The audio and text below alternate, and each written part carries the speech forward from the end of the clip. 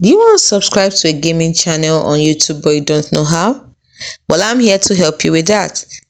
Let's get started. The first thing you're going to do is open up your YouTube app, and once you've done that, click on home, and then once you've clicked on home, you click on this compass icon up here. Then you see gaming, tap on gaming, and here you have all the gaming channels, everyone associated with games. So let's say I want to subscribe to a particular one, like this, your FC mobile teams decide my team.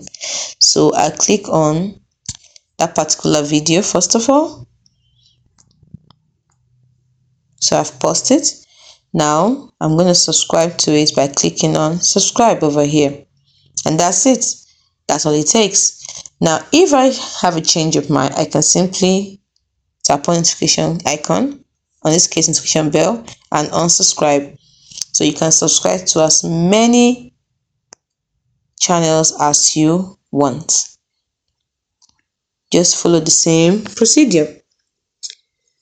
I know you found this video helpful, so don't forget to hit the thumbs up button and subscribe to this channel for more helpful tips like this, which we put up every day.